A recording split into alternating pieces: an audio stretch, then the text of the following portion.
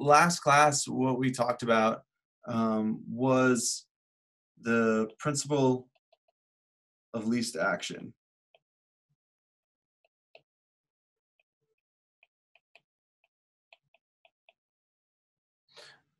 That's really small. And this principle of least action is really kind of the more general form of something that we commonly see in mechanics, which is the principle of minimum potential energy.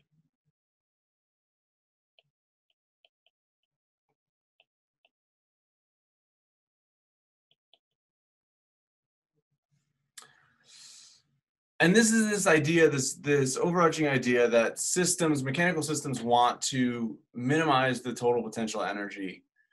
Or to say it another way, if you can write down, for example, for structural mechanics, the strain energy of a system, and you can write down the work being done to that system, you can solve for instance, the deformation of the structure by minimizing the potential energy. And as we learned last class, we recall this idea of minimizing something from calculus, where you have a function, you want to minimize this function, you take the derivative of the function, set it equal to 0, and solve for the critical points. Now, unfortunately, it's not quite as straightforward when you're dealing with these more complicated mathematical functions. What we're dealing with are functionals. Functionals is a way of saying we have functions that are not a function of a variable, but a function of a function of a variable. And so minimizing a functional required us to use some tools from variational calculus. We're not gonna, we kind of went through an introduction on how to do that in the last lecture. All we really need to do today is to kind of utilize two things. One is something that is required to be able to use the principle of minimum potential energy, and that is the principle of virtual work.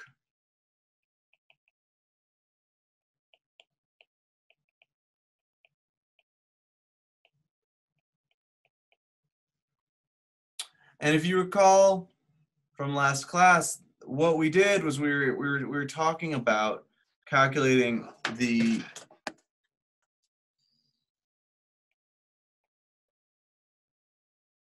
variation in the strain energy by taking the derivative, in this case the partial derivative of your strain energy with respect to a displacement in some direction. I'm going to arbitrarily write this displacement in some direction with the letter A, and you'll see why in a few minutes, because they're going to kind of use this going forward.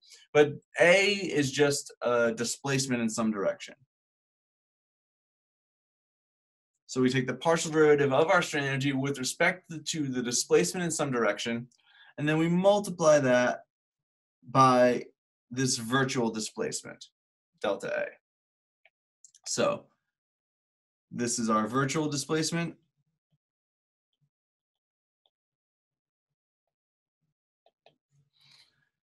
And this is the first variation of our strain energy.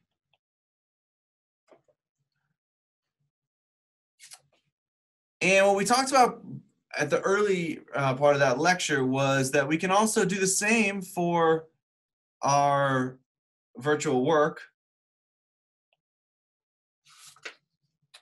And what we said, this idea is that the total work done during a virtual displacement, so the total work done by kind of imagining some displacement of a material point, has to be offset by the strain energy that is being stored in the elastic body through that virtual displacement.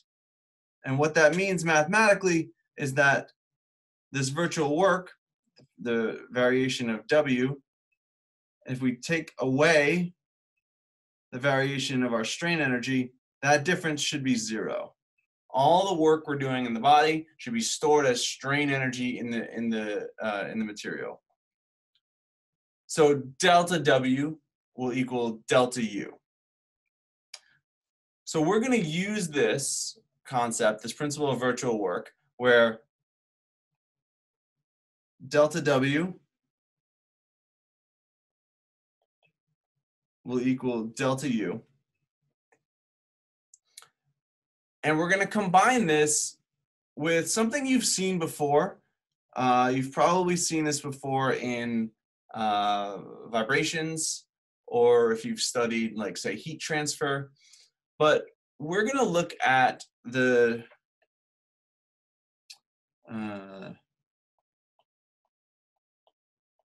deformations of elastic beams.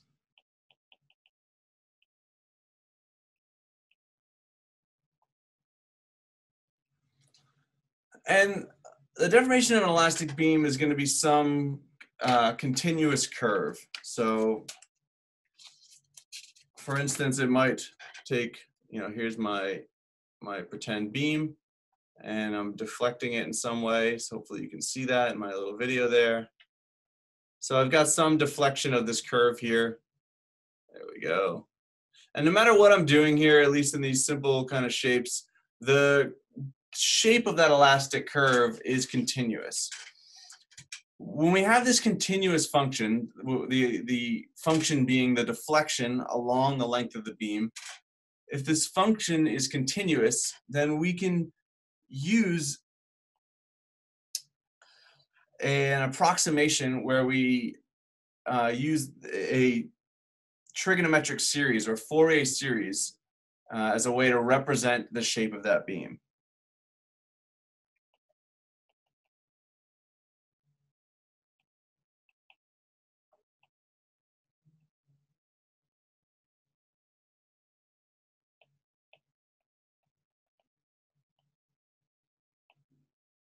So what we're going to do in today's lecture is combine these two ideas.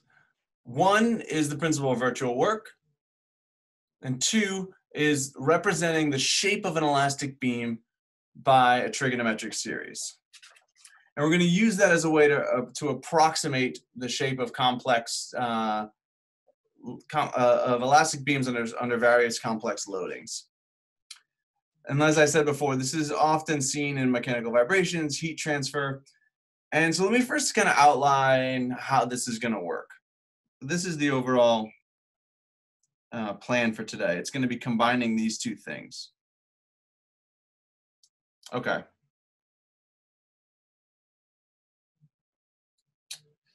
So let's consider a simply supported beam. So I'll draw my beam here.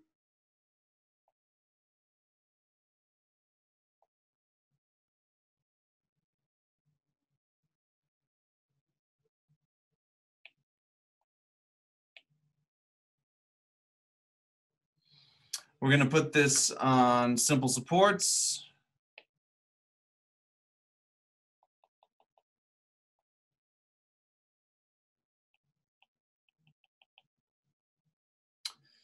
We're going to call this direction here our x direction, and we're going to call positive deflections in the y direction as being down.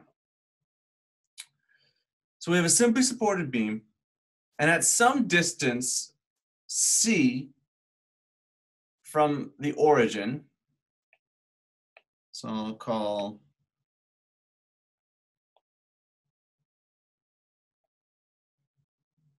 this C, we're going to apply a moment, m naught. If it's hard for you to imagine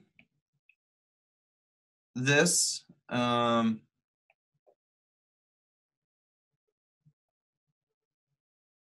don't do that. There we go. So here's our moment, m naught. Imagine that there's like a rod coming out of the screen at C that you're just twisting. And so we can imagine that this thing's going to deflect in some way. And what I always find useful in these situations is to kind of sketch what you think the deflection might be first. So I think the deflection is probably going to look something like something like that. Let's see if I can get that. There we go. Something like that. It's going to be some continuous curve. It's going to be more bent on the left-hand side, less bent on the right-hand side. And I would expect that unless C is in the center, it's not going to be symmetric. So this is the deflection we would like to solve for, is what is the shape of this elastic curve when it's loaded in this manner. Let me just write one last thing, which is that this thing has a length L. Okay. So here's where the first thing we're going to do is we're going to say, let's assume, since this curve, that purple curve that I drew there, is continuous, that has no discontinuities in it, let's assume that we can represent the shape of that curve with a trigonometric series, or a Fourier sine series. So, for instance, we can say, let's assume that the shape we'll call the deflection down W.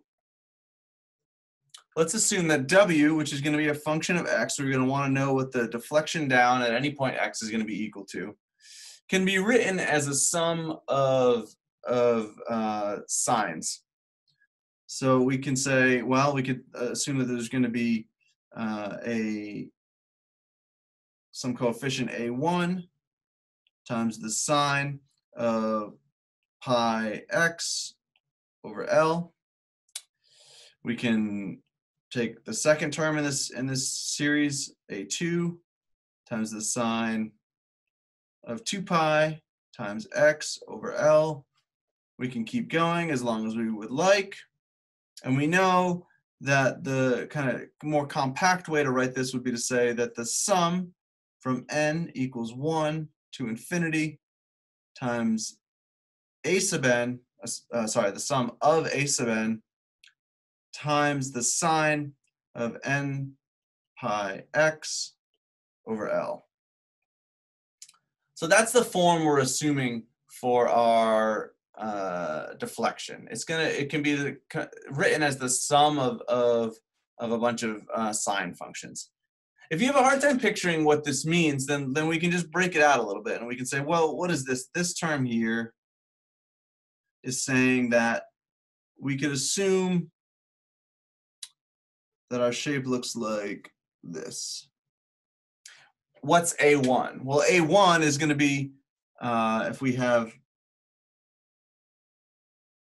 that's the midpoint, A1 is going to be the distance, the maximum amplitude of this half wave. What's n? N is the number of half waves that we try to keep. So in this one, this is one half wave. So we can do this again. I'll do it in a different color. We'll say this is, the second one here is going to be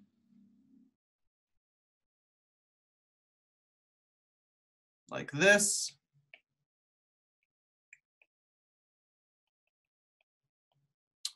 And again here, A2 is going to be the distance from that midpoint to the maximum amplitude of the half wave.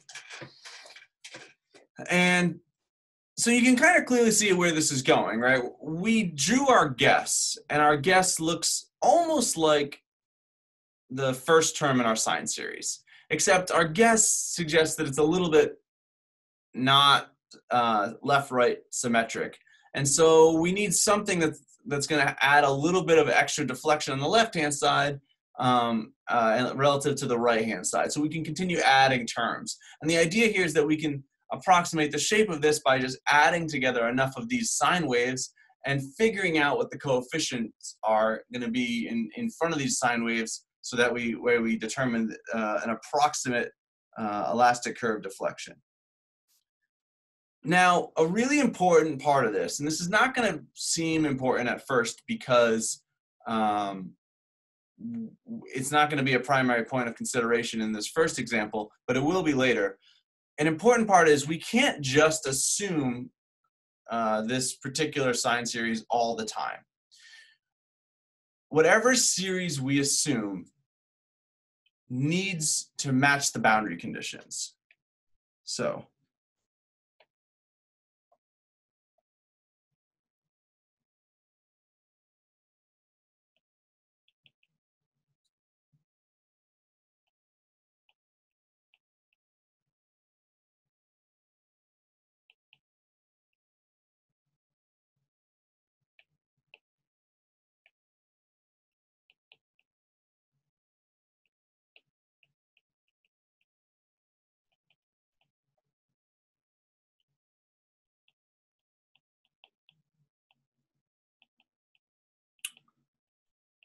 the guess we use here must match the boundary conditions of the beam. If it doesn't match the boundary conditions of the beam, then we're going to be unable to approximate the shape of the beam. And that kind of clearly makes sense.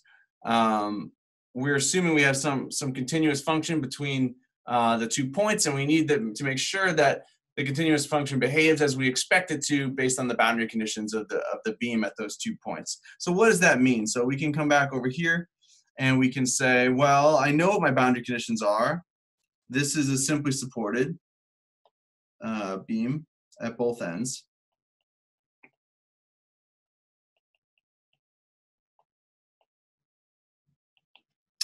And that simple support means that we are going to have that the deflection at 0 has to equal the deflection at L, which has to equal 0.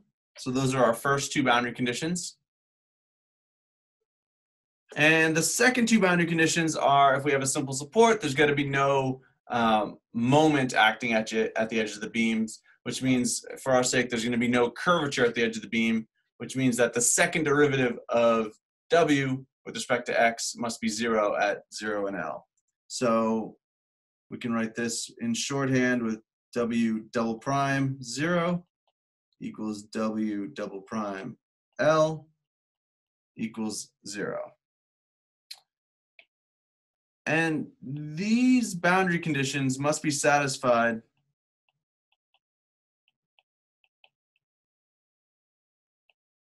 by each term in the series.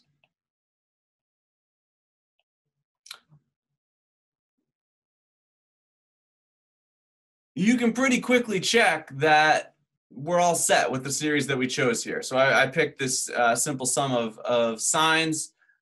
We know that if I put in x is equal to 0, then the deflection is going to vanish there. If I put in x is equal to L, the deflection is going to vanish at L.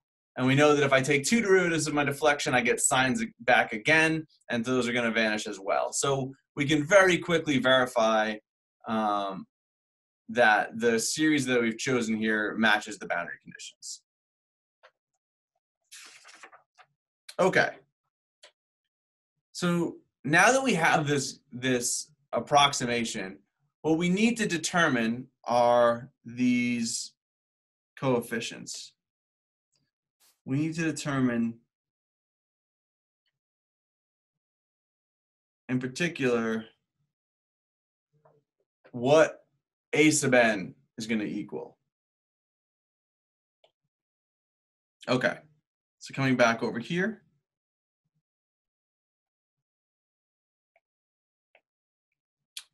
Here's where we go back and we're going to apply the principle of virtual work.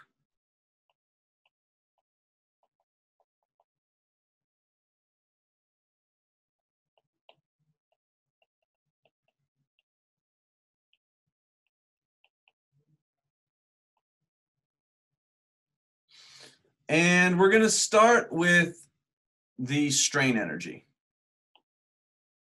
So in this structure, it should be pretty clear that the only deformation that's happening is in bending, where there's no axial loads, so there's going to be no stretching or compression term. If the beam is thin, we can ignore transverse shear, and there's clearly no shearing force being applied here. So if we look at the total strain energy, which usually we consider stretching and compression, bending, torsion, transverse shear. The only one we need to keep in this case here is going to be the bending term. Okay. So we know by now that the strain energy in bending, U sub B, is equal to the integral from 0 to L of m squared over 2EI times dx.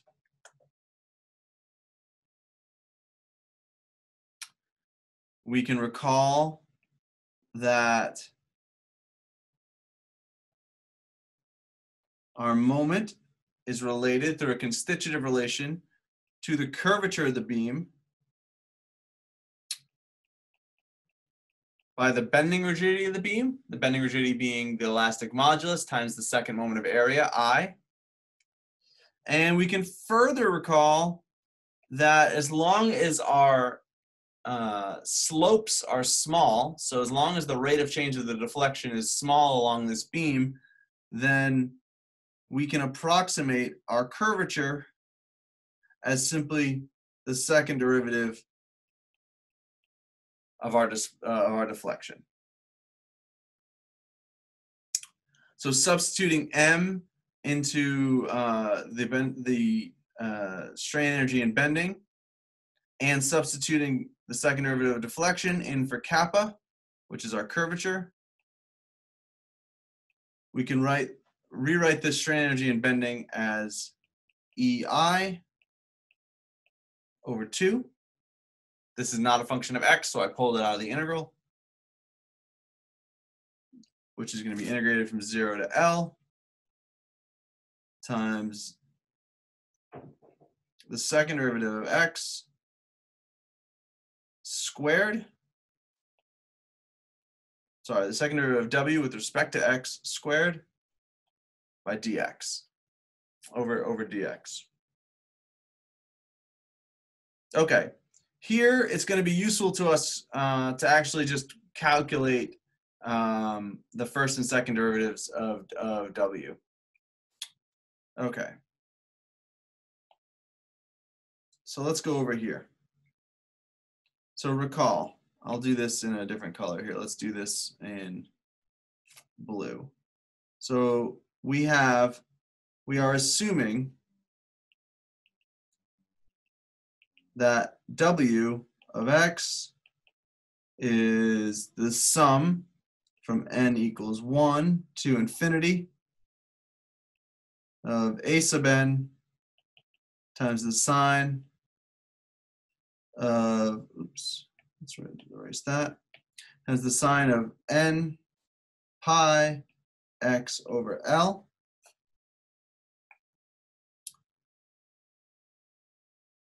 And so we can calculate the first derivative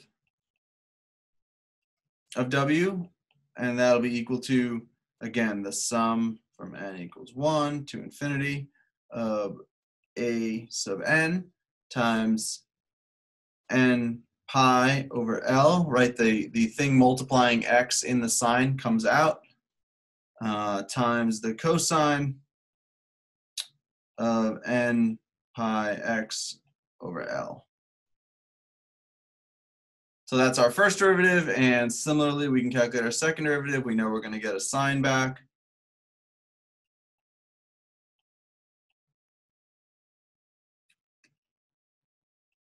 Here we change signs. So the second derivative of w is going to be negative sum from n equals 1 to infinity of a sub n. Again, we pull out the n pi over L, so that term becomes squared. And we multiply by the sine of n pi x over L.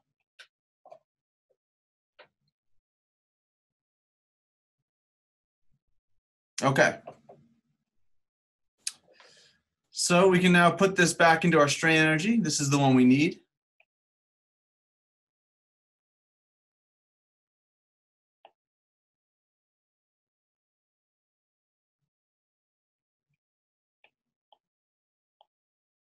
And if we do that,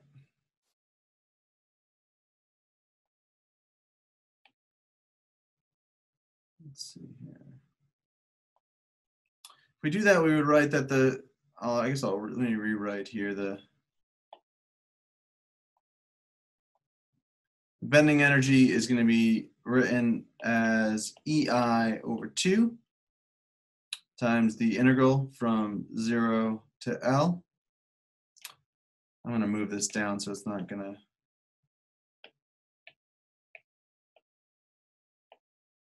All right.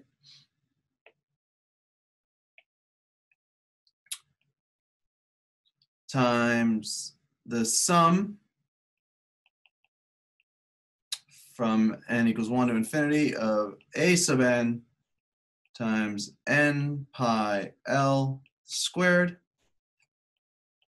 sine of n pi x over L. That whole thing is squared dx. Okay, so all I did was, so far, was we approximated the shape of the elastic curve as a Fourier sine series. We made sure that it matches the boundary conditions. It does. We wrote down the strain energy of our elastic beam, and we wrote that strain energy in terms of derivatives of the displacement. In this case, our bending energy is approximated as the bending rigidity over 2 times the integral from 0 to L over the curvature squared. We took the small slope approximation for the curvature, and by taking the small slope approximation, we calculated the second derivative of W from our assumed sine series, and then we put that in to the bending energy. Now, there's a little thing we can take advantage of here. There's something that's really nice about these Fourier series, and that is some properties of their orthogonality is going to help simplify this equation. And in particular, what we can do here is look a little bit more closely at this term, which is being squared. Okay, so we can expand this out, so I can actually, I'm not going to write equals there. I'm just going to kind of go down and just look at the term that's being squared here. So I can say I have this summation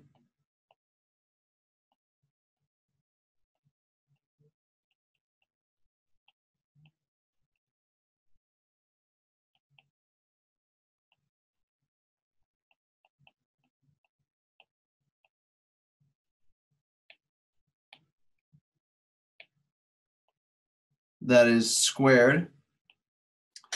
And in order to square this, I'm essentially multiplying it by itself as you would normally square something here. But what that means when we're dealing with this this series is that multiplying it by itself is that we're going to introduce a second term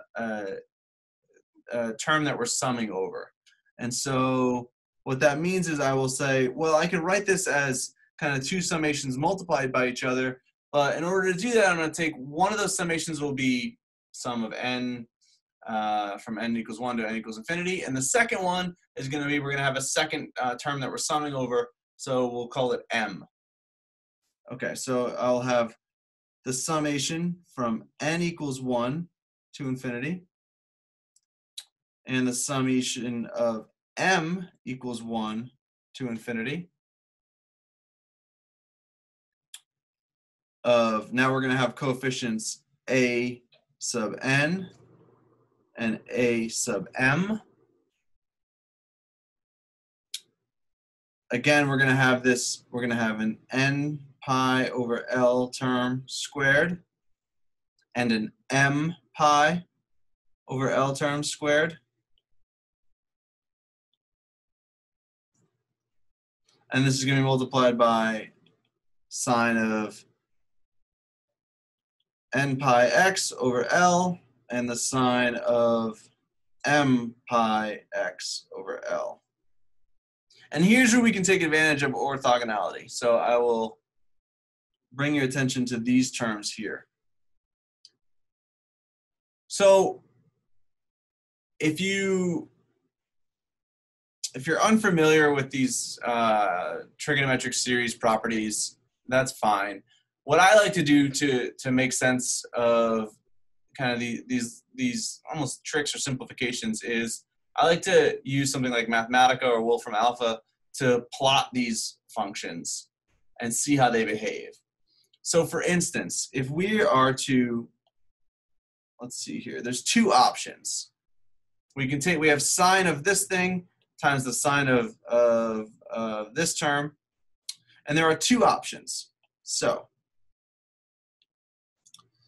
what are the two options? The two options are that m is different from n. And if m is different from n, if you were to just go in and plot sine of some arbitrary n pi x over L times some arbitrary choice of m that's not equal to n, what you would find is you would get something that looks like this. We can plot x over L here.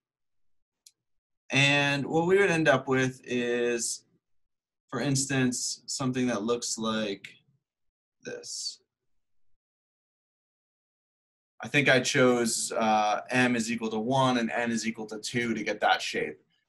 The choice is not going to matter because what you're going to find is always going to be the same, which is we are integrating the area under this curve from here to here.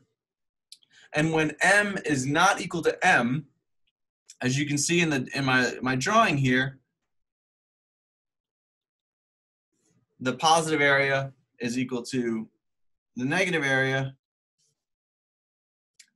And so the integral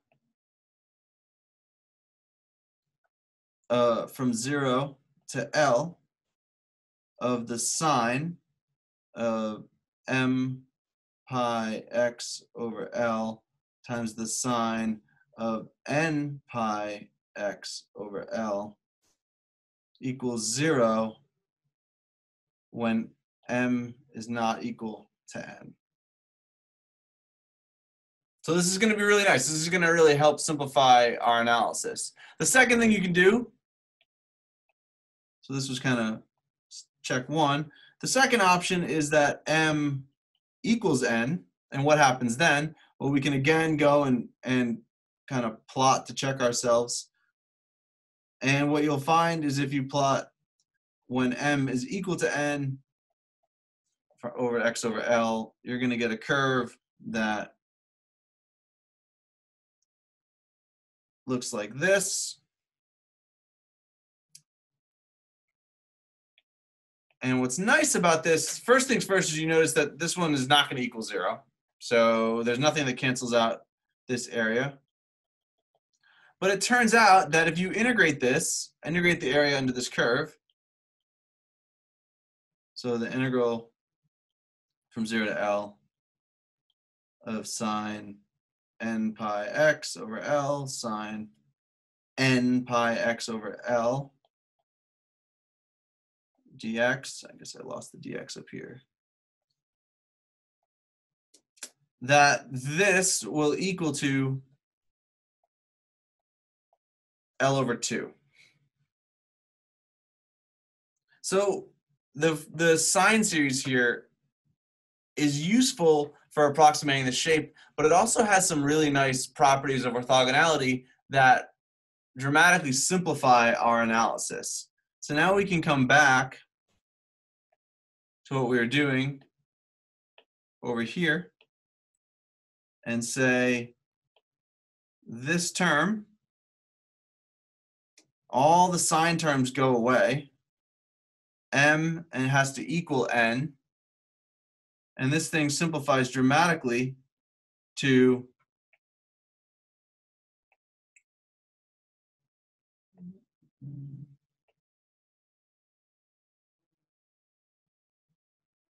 the sum from n equals 1 to infinity of a sub n times a sub n. That's really a sub n squared, but I'm going to show you why we're going to keep it that way just for a moment. It'll make sense in a second.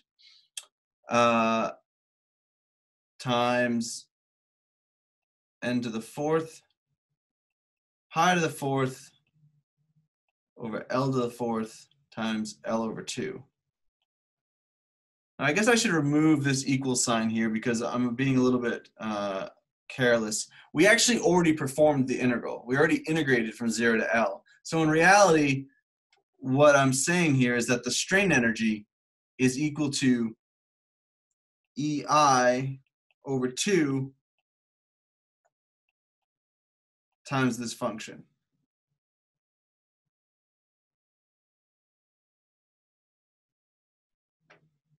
So now this seems a little less scary. This is we approximated the shape, took a couple derivatives, put it into the bending energy, used the property of these trigonometric series to simplify the math.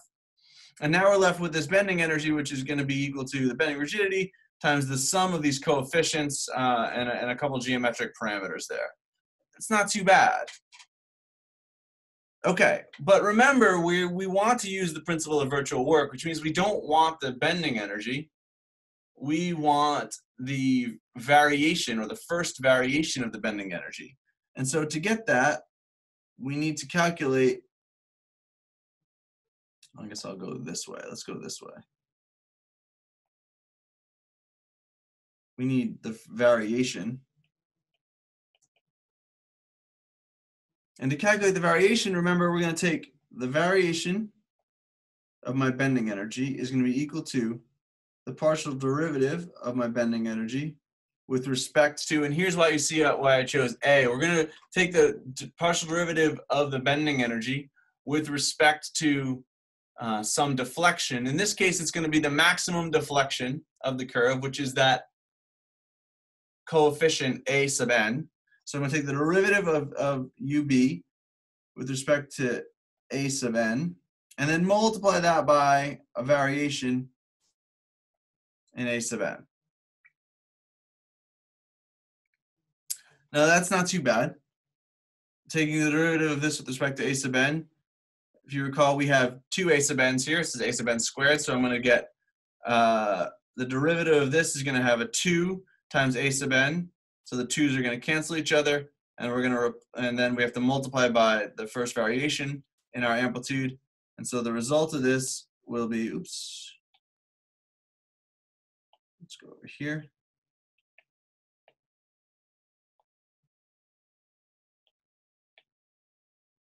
So calculating this out, we're going to get, we can pull out the pi to the fourth, the EI. The 2's are going to go away, I believe. We have two 2's. Haha. Sorry. So we have this 2 and this 2. And so we're still going to have one of them. So we're going to have pi to the fourth EI over 2 L cubed. Why is it L cubed? It's L cubed because there's a L here. And L, oh, why'd that happen? And then L to the fourth down here. And so let me just erase this and write this a little bit bigger so you can see it.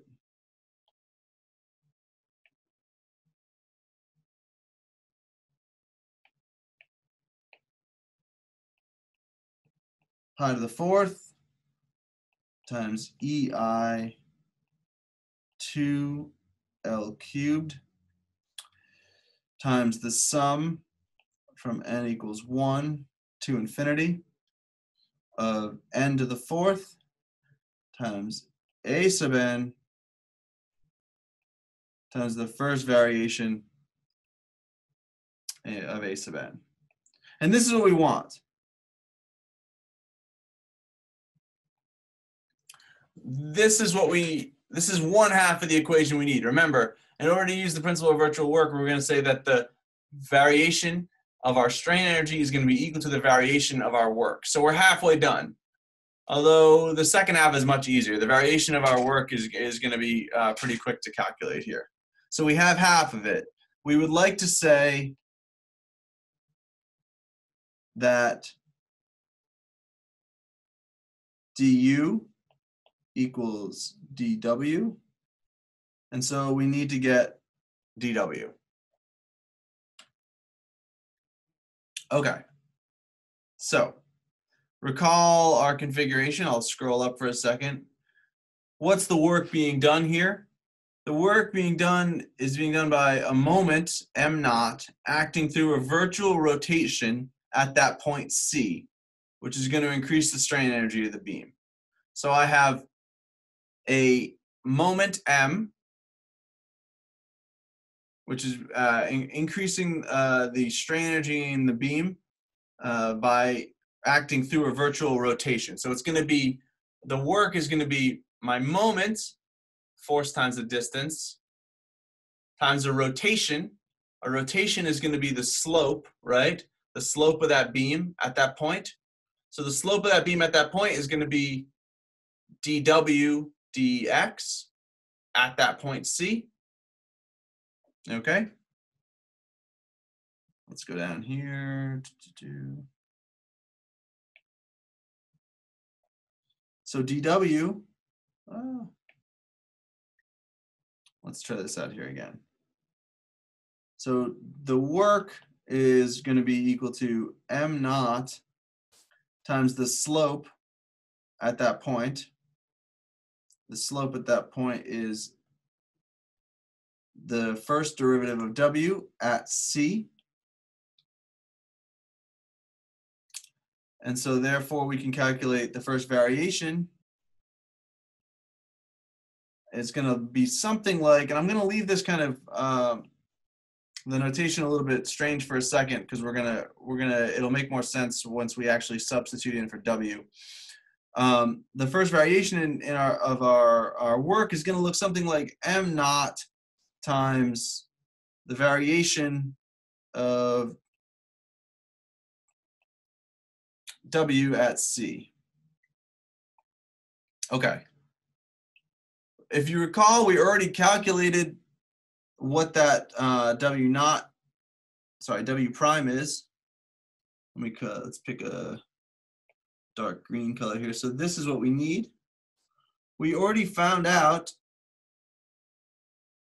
that the first derivative is this term up here that I boxed out. It's going to be a sub n pi over L times the cosine of n pi x.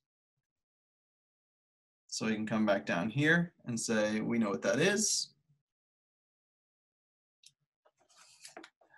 And so what are we going to say here? We're going to say that our virtual work, so our virtual work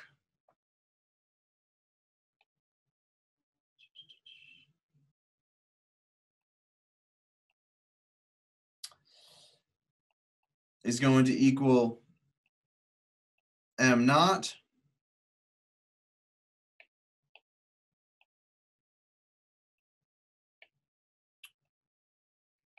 times the sum from n equals 1 to infinity of n pi over L times the cosine of n pi. Now instead of x here, you'll notice that we're looking at for the work, this work is being done at a specific point C, so we're interested in the rotation at C, or the first derivative at C. So instead of n pi x, it's going to be n pi C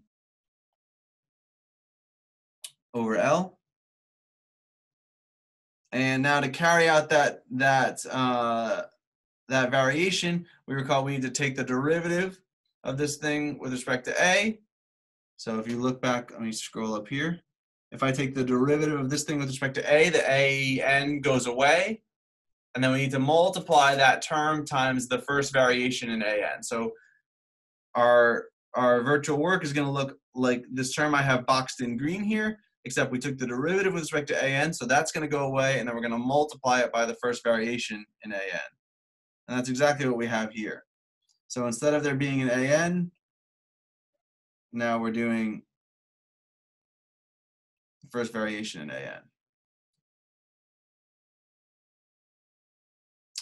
I should probably, let me just move this out of the way and do this a little bit more explicitly so that there's no confusion.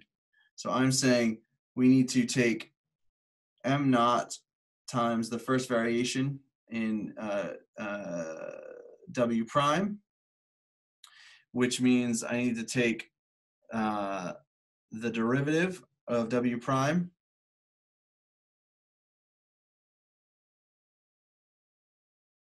so I guess the derivative of w prime at c with respect to an times the first variation in an.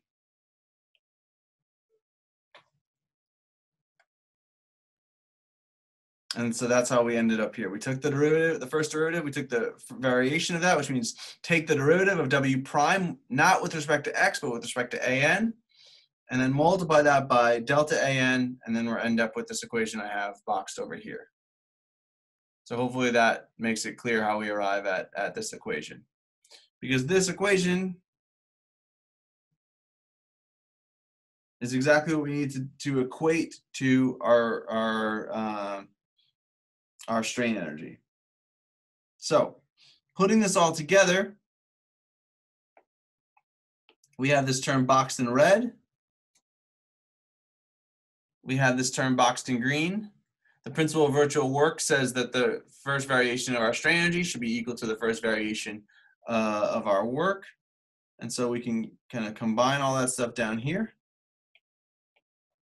and say if delta UB is equal to delta W, I can write, let's see, pi to the fourth times EI over 2L cubed equals the sum from n equals 1 to infinity of n to the fourth a sub n times the first variation in a sub n. That's going to equal to the virtual work term.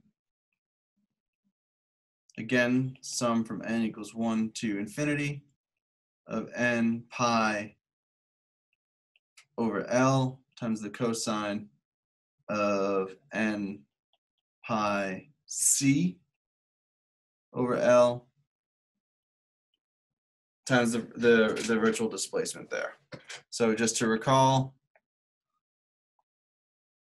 all we're doing is setting the strain energy, in this case just the bending strain energy,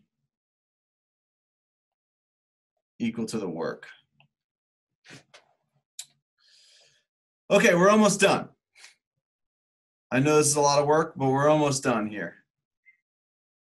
So our goal here is to solve for our unknown coefficients. Because if you recall, all we need, if we go scroll all the way up here to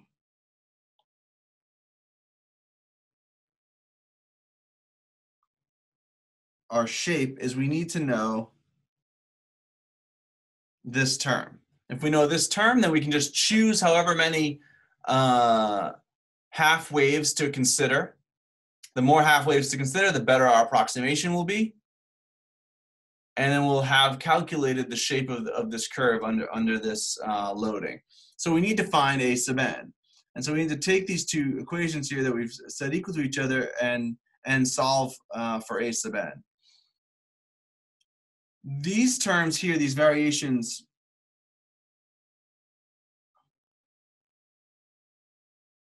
are arbitrary. They can be any value. We're in the small strain limit, small deflection limit, small slope limit, so they should be small. They're a variation. They should be some small infinitesimal distance away from flat. So they should be small, but they can't be zero. That's by rule. We can't have a virtual displacement equal to zero, otherwise we're not looking at a virtual any virtual work being done to the system. So they can't be zero. So if they can't be zero, then that means you could kind of move the right-hand side of the equation over to the left-hand side of the equation, factor out the first variation of our displacement, which can't be zero, and then whatever's left has to be equal to zero. And that allows us to just simply match the coefficients of these sine series. And so what that means is we can solve for a sub n and such that it looks like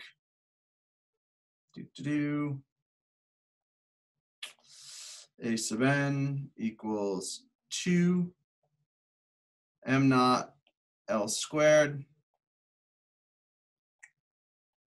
over pi cubed EI times 1 over n cubed. Oops, you can't really see that cubed. 1 over n cubed times the cosine of n pi c over L.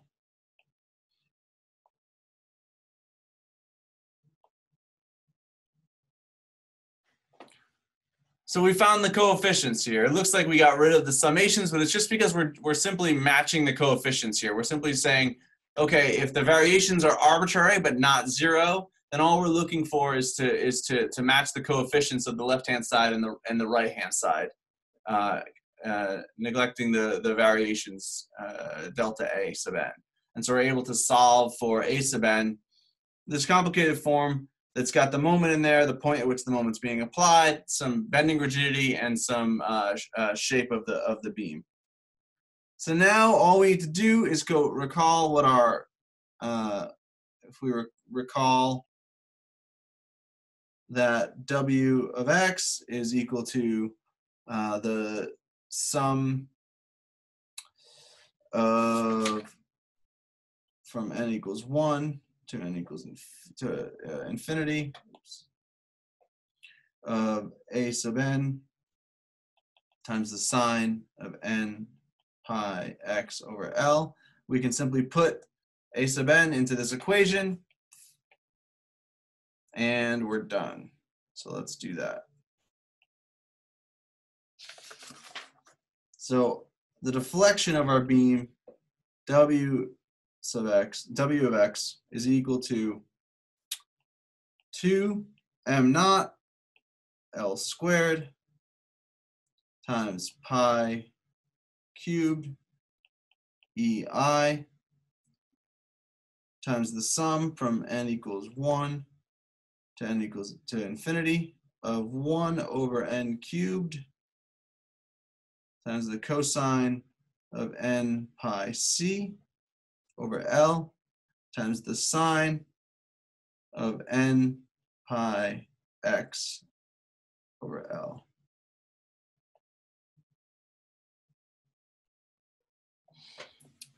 And now we've found the shape of our beam. We're done. It's up to us to choose how approximate we would like this shape to be.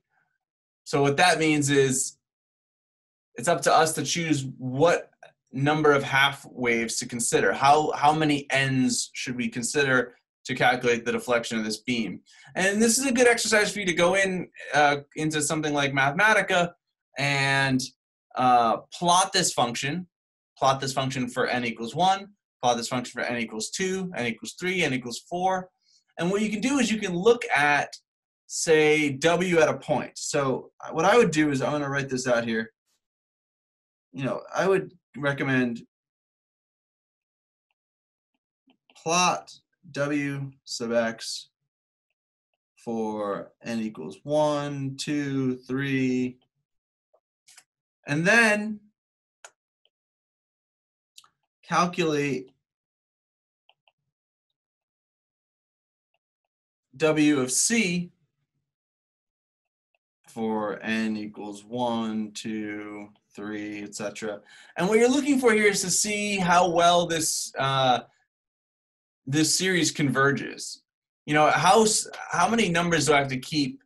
How many waves and half waves do I have to keep before my deflection at that max deflection really starts to be the same value with really tiny corrections after small percentage corrections afterwards. So this is a good exercise. I would recommend loading up Mathematica, plotting this function. You can just put in, consider L is equal to 1. You can normalize your deflection, so that way you can just either put in dummy values for M naught in EI, or you can simply divide W naught by something to make this thing dimensionless on the left-hand side. And then you can look to see how this function is behaving as you keep more and more terms. And you'll get a sense of how good it does. I'll plot, I'll do this for you and send you a Mathematica notebook to see what I mean, so you can get an idea of how this is going to work. And that'll hopefully show you kind of what to do with these types of series solutions. Everyone's been pretty quiet. Are there any questions? What are we struggling with? What's not making sense?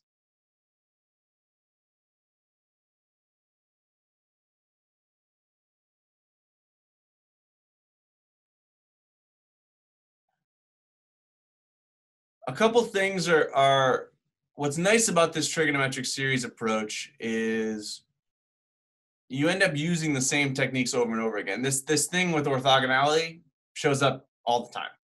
And you don't need to, you can refresh your memory of it, but what you're going to find is when you have these kind of square terms appearing, you're going to always have some combination of them that are going to cancel out, and we can use this property of orthogonality to reduce the summation. That's going to keep happening over and over again. And then the rest of it is really a similar type of calculation. We assume a function, we take derivatives of the function. Those derivatives are going to help us apply the principle of virtual work, and then it's a matter of some algebra and some trigonometry. The next thing that is tricky is what I said at the outset, which is that you have to match the boundary conditions. This is really important.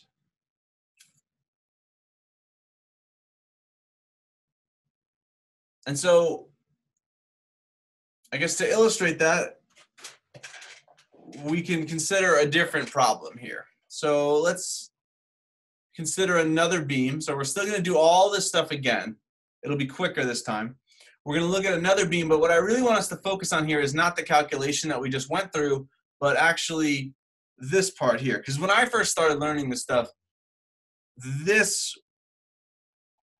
was confounding to me. I just didn't understand how someone could just guess a function that's gonna be what we use to approximate the shape. And it really comes down to, is it continuous? Yes. Okay, we can use some sort of trigonometric series. And then the second part is this crucial part, which is, does that series match our boundary conditions? And if you have those two things being met, then it becomes a lot more clear on how to pick the series we want to approximate our shape with. And so let me, I guess, go on and give you an example of that.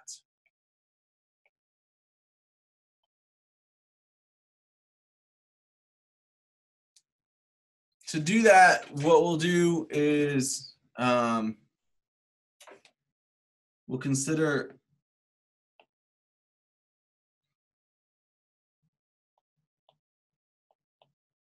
a cantilevered beam.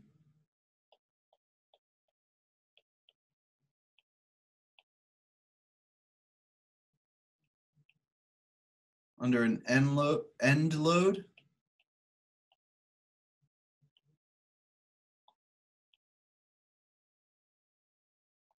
And if you want to follow along afterwards or review this, this is in Ugaral, the 5th edition, on page 491, and it's example 10.12. And the focus I want to emphasize right now is really on selecting the trigonometric series that we're going to do our expansion, or that we're going to do our calculation around. Okay, so let's sketch this thing out.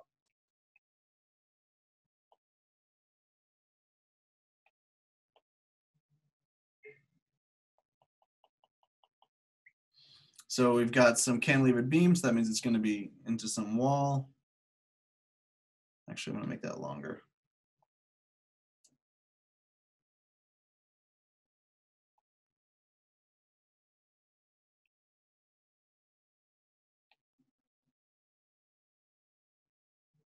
Oh, that's terrible.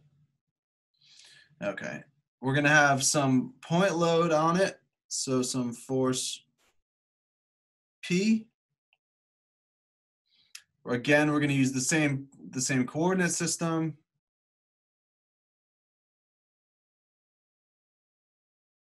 Where this is the x direction, down is the positive y direction. We have some length of our beam. That's not straight at all.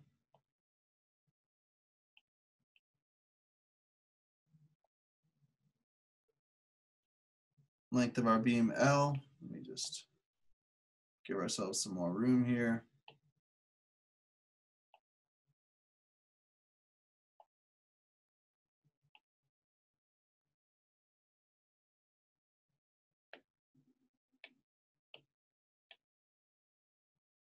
Okay. The trickiest part of this problem is finding the shape. So the first thing we do, and the first thing you should always do when you're trying to do this, is why don't we try a Fourier series? The simplest one.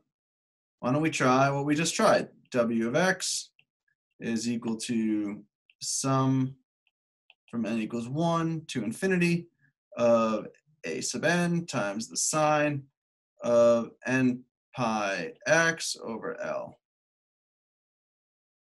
So is this a good choice? So the first thing you could do is you can say, well, let's plug in. We need to check our boundary conditions. What are the boundary conditions of a clamped or a cantilevered beam? The boundary conditions of a cantilevered beam are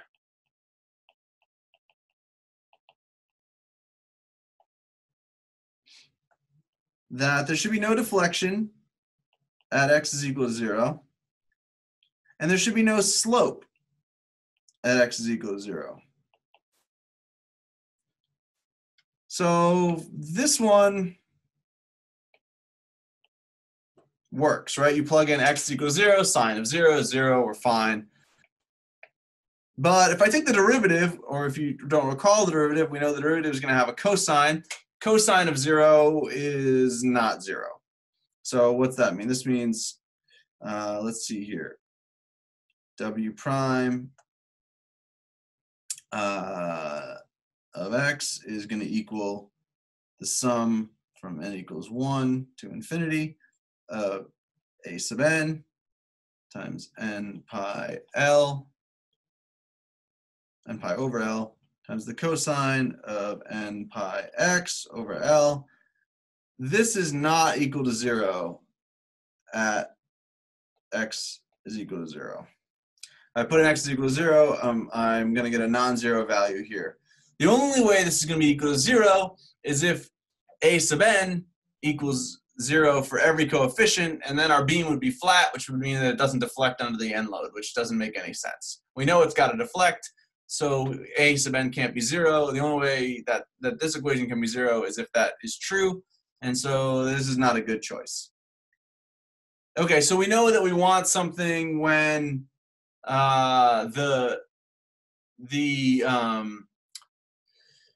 we know that we want something where the deflection of the curve is going to be 0 at that end, and the slope of the curve is going to be 0 at that end. And we know that if we take the derivative of a cosine function, we'll get a sine function out. And in that case, we will satisfy that condition. So why don't we, instead of using a sine series, why don't we try a cosine series? So why don't we try something that's like w sub x equals, why don't we expand in n equals 1 to infinity of a sub n as the cosine of n pi x over L. Let me move that down so it's not confusing.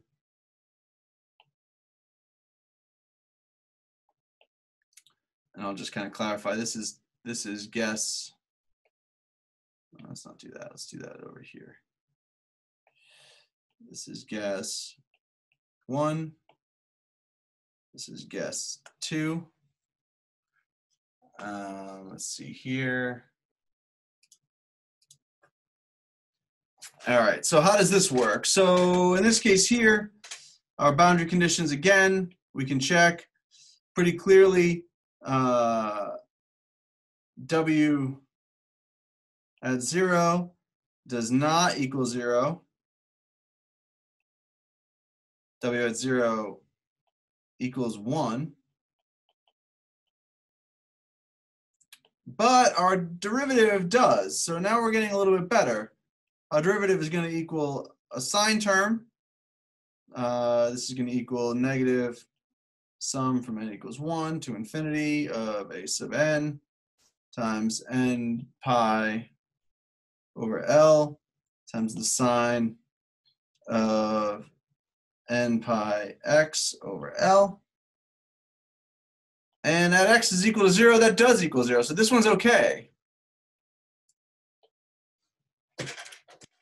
So what do we do now? Well, this one's actually a little bit easier to solve because our derivative matches, but our deflection at 0 doesn't. So we could try a third guess where we just say, well, why don't we just subtract off a 1 from this cosine series, such that way when we put in x is equal to 0, we get cosine of that thing is equal to 1. 1 minus 1 equals 0. So why don't we try another guess that looks very similar to this last one.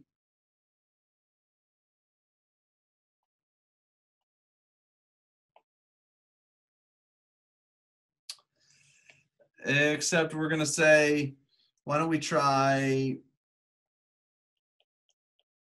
w of x is going to be, our guess is going to be the sum from n equals 1 to infinity of a sub n times 1 minus the cosine of n pi x over L is equal to 0.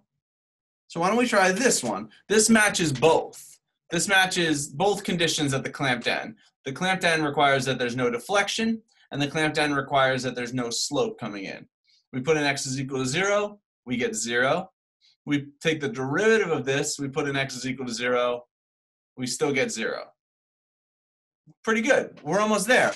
Although now what we need to do is plot this. So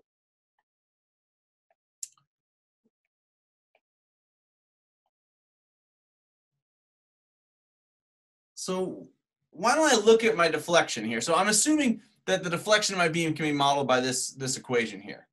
We've ensured that it matches the boundary conditions on one side of the beam. Does it match the boundary conditions at the other side of the beam? That one's less obvious. At least it's less obvious to me. The only way I figure out how to check this is, again, I go into Mathematica, I plot this for a couple different ends, and I see what it looks like. So let me show you what it looks like. So I'm going to flip the y-axis. So this is confusing. You could just plot the negative of this if you want. But remember, we chose y as positive is down. So that means negative y is up. This is my x-axis. And if you were to plot this function, what you'll find is that for n is equal to 1, let's see if I can draw this. For n is equal to 1, you're going to get a curve that looks like this. It's not too bad, but not too great. We'll say this is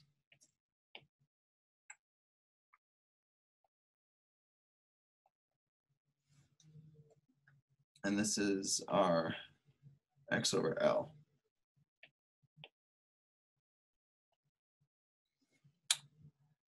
All right, do you notice the problem here? Do you notice the problem here? The problem here is that the clamped beam looks good on the left-hand side, but on the right-hand side, it looks like there's a moment acting on that beam.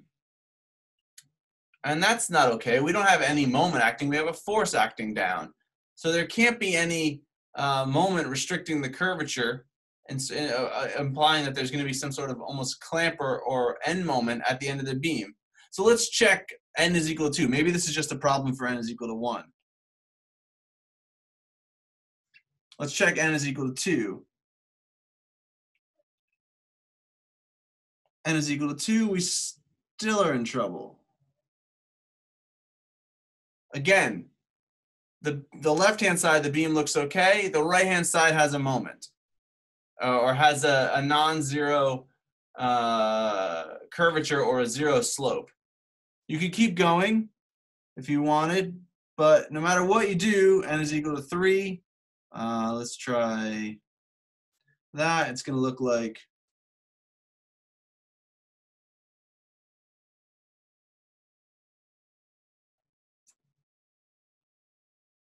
n is equal to 3.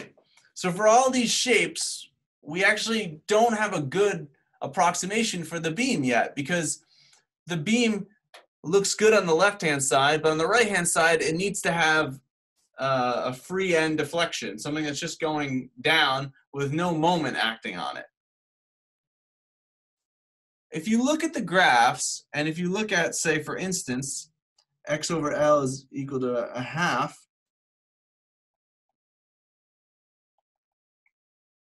we see that that looks pretty good.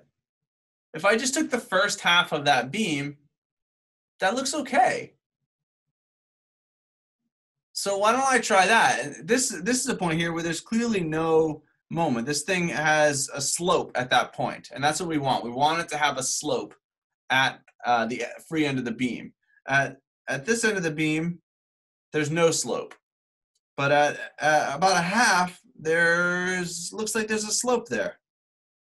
So what if we try that? So what does that mean? It means we should look at, instead of x over L, what if we change this to x over 2L? So kind of 1/2 x over L. So we can try a fourth guess. And our fourth guess is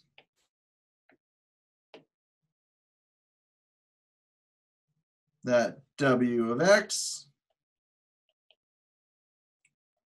equals the summation from n equals 1 to infinity of a sub n times 1 minus cosine n pi x over 2L. And now we're closer, but not completely there yet. And let me show you why. So again, if you want to check to see if you picked a good function, you should plot it and see if it looks like the shape of your beam. If it doesn't look like the shape of your beam, it's never going to be able to approximate the shape of your beam. So again, here, let's try this. So again, we can come over here and we can plot this. Again, we can go from y to negative y, x over L. And for n equals 1, this works great. Let's see.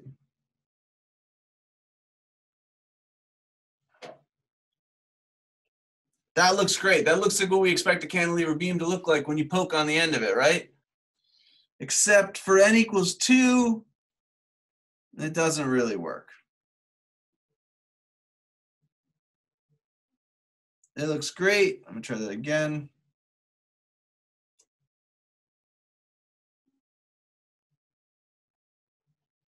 N equals 1 has no slope.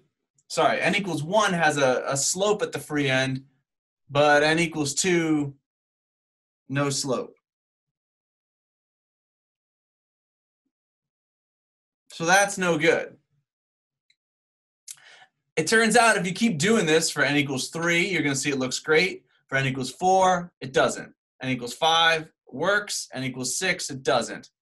So what that means is that our guess should only keep the odd numbers in this series expansion. So we're going to go and try one more guess, which is the final one, which is that the shape that we should be expanding in is w of x is equal to the sum from n equals 1, 3, 5, all of the odd numbers up to infinity of a sub n times 1 minus the cosine of n pi x over 2L. I know this is a laborious way to do this, but if you look at any textbook or kind of any textbook that's teaching these expansions or approximations by a trigonometric series, what you're going to find is that they're going to just say, hey, we can approximate the shape of this beam as this complex trigonometric series. And you're going to look at that and think, how did they come up with 1 minus cosine of the thing? Why is it only odd numbers? This to me was an incredibly frustrating part of learning these approximate methods, where it just seemed like they pulled this equation out of thin air. I'm kind of going through this in a rather tedious way for you to illustrate how you should go about picking the right function. You need to verify that the function you're choosing matches the boundary conditions at both sides of the structure, or in the case of something more complicated, at all the sides, if you're looking at a plate, for instance. And so all we did here is we said, well, we just picked some trigonometric series. It didn't match the boundary conditions. We tried a different one. Oh, it did a little bit better. We tried a third one. We matched all the conditions on the left side of the beam, and then we kept going until we matched the conditions on the left and the right side of the beam. What you're going to find if you go and work on stuff like this is that people are just going to pull this function out of thin air, and you're going to think, how did we get there? And here's how you get there: is you have to make sure you're matching the boundary conditions. I like to do that visually by just going in and kind of plotting what these functions are going to be doing and making sure whatever function I choose to represent my beam, if it doesn't satisfy the boundary conditions, it'll never work. All right. So we can now solve this problem. This one's pretty quick because you already know about the orthogonality. You already know how to do the derivatives. So I'm going to go rather quickly through it. The virtual work part is really simple. So let's just solve this really quickly. So now we have the strain energy in our beam is going to be equal to EI over 2 times the integral from 0 to L of my second derivative of my deflection squared over dx. We now have w of x, so we can take two derivatives of that. We know how to do that. We're going to get E, oops, that doesn't look like an E at all.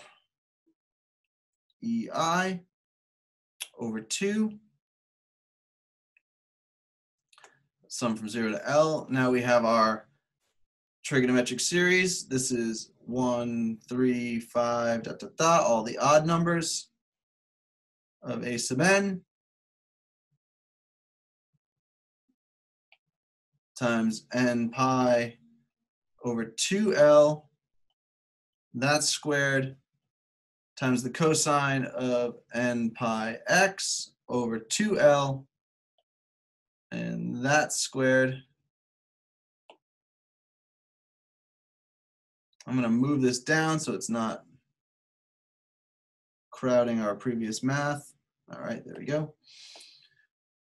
Okay. Again, we can take advantage of orthogonality in this squared summation term. Everything works out exactly as we did before. If m and n are not equal to each other,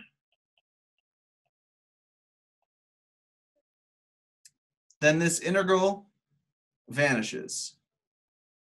And if m and n equal each other, then this integral, just like last time, equals L over 2. So this is the same thing as we did before.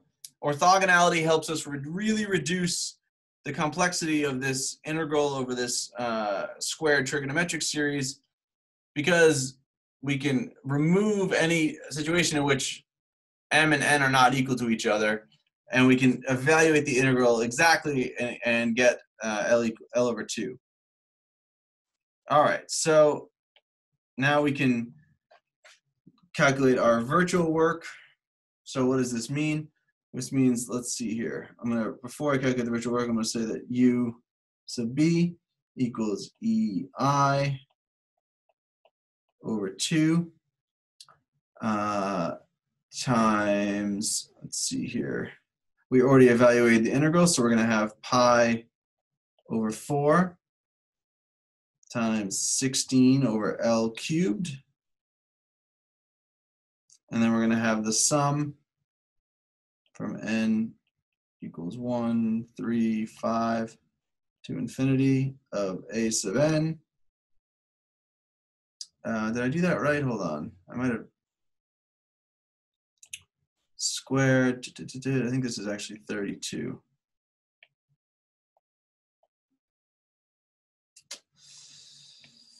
And times n to the 4th. Now to remember, what we actually want is not the strain energy. We want the variation in the strain energy, which means I need to take the partial derivative of my strain energy with respect to my displacement. In this case, this is my amplitude, which are the coefficients of my sine series, so a sub n, and then multiply that by the variation in my displacement. And so this looks like pi to the 4th EI over 32 L cubed. The 2 cancels out with the derivative from an squared times the summation from n equals 1, 3, 5 to infinity of n to the 4th a sub n, the first variation in a sub n. So this is my strain energy due to this virtual displacement. The virtual work is even easier than anything we've done so far today. We need to equate this to our work is just going to be the force times the distance. So the work is just going to be the force P times the deflection A sub n. And so the virtual work is going to be the force P times the virtual displacement.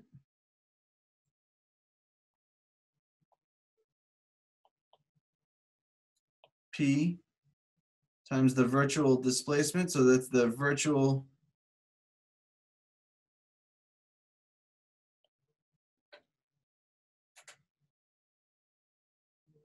and all that means is we just have to take our equation here. That's our deflection, and we just have to put in for x, we have to put in L. So I'll come back down here. Maybe give ourselves a little bit of space and do that. And this equals P times the sum from n equals 1, 3, 5, to now there's no a sub n because we had to take the variation here, so we took the derivative of w with respect to a sub n. And we're not looking at the cosine of n pi x, we're looking at the cosine of n pi L. That's at a particular point. That's where we applied the load. And just like before, this is our virtual work. Equating these two.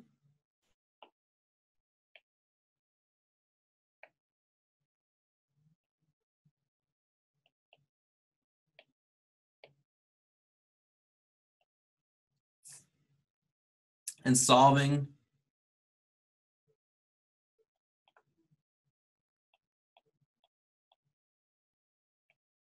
yields the coefficients to our trigonometric series, which is that a sub n is equal to 32 times PL cubed over n to the fourth pi to the fourth EI. And now we're done. We can just put this into, let's see here.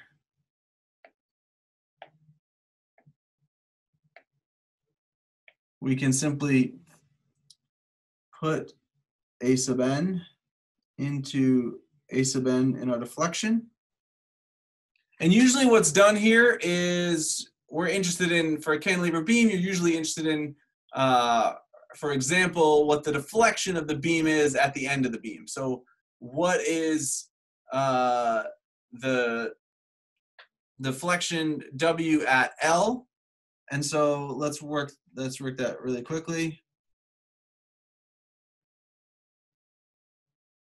So the maximum deflection is going to be W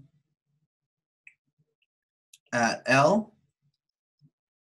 If we put everything back in there, our approximate solution, so let's keep, I'll say this in 1 second. Our approximate solution here is PL cubed times 3.001 times EI.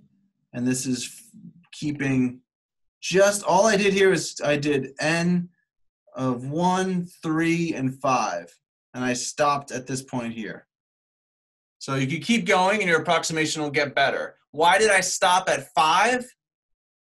Because this is a problem that can be solved exactly. You don't need to use this approximate method for. It's just helpful for demonstrating and illustrating how accurate or inaccurate it might be.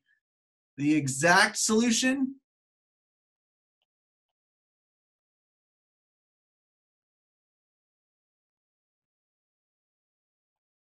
is PL cubed over 3 EI.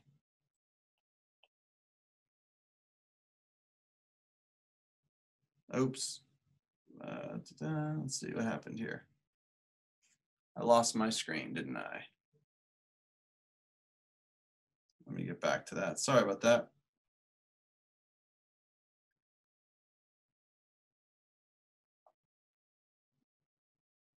There we go.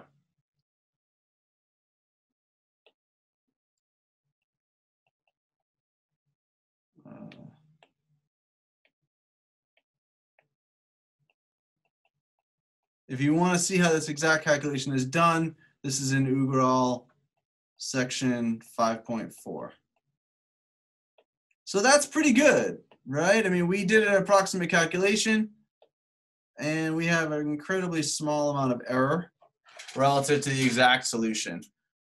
This isn't always true. It doesn't always mean you only have to keep 3 terms. You have to kind of see how your deflection is, say, converging as you keep more and more terms, and you're looking for the point at which there's some level of acceptable amount of error in your problem.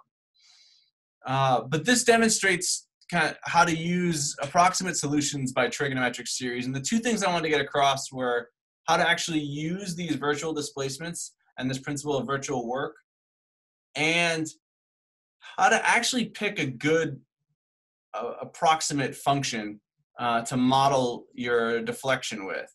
This gets more and more complicated. For instance, if you want to look at a plate instead of a beam, where a plate you have dimensions in 2D, you have to make sure you're satisfying these boundary conditions all around this plate here. But once you understand that basic concept of, I can assume the deflection of my beam or plate or shell in some sort of a series expansion. For beams, Fourier series work great. For shells, it's a lot more complicated, and you have to learn something, use something a little bit more complicated, like maybe you're going to expand your deflections in terms of I'm completely blanking on this right now. Spherical harmonics, that's what I'm looking for. Another set of functions that are periodic and can be mapped onto a curved surface. So for example, spherical harmonics. But these are, again, analogous to these periodic functions that can approximate, that you can kind of add up in order to approximate the deformation of some structure. Questions? How are people doing? Is this making sense? Are you feeling comfortable with this? I would highly recommend reading chapter 12 of Ugaral. It goes through, sorry, not chapter 12, chapter 10 of Ugaral. It goes through a lot of these energy methods and approximate methods in a similar way that I'm doing here, but it has a lot more example problems that you can work through. But how are we doing? What questions do we have? Professor? Yes. So for this solution that we just did, does the series solution converge exactly to that? You know, if you go to infinity, or if you go to infinity, it does. Yes. Okay.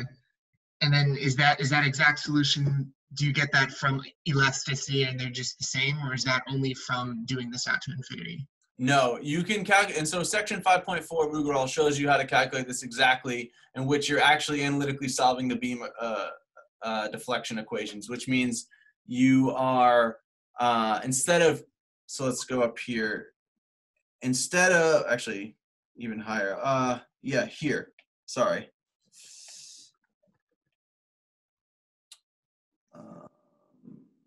Here. It's, if you take this equation here, and instead of substituting in an approximate form, you actually simply solve the second order ODE. You can more easily, so you're essentially going to be just like you would have done in a mechanics of materials course, where you have the equation of the elastic curve. You have a fourth order equation. You wouldn't use the energy. You can do an energy method, but a simpler thing to do would be to go back to the constitutive law up here. I don't even remember where I wrote that. Here.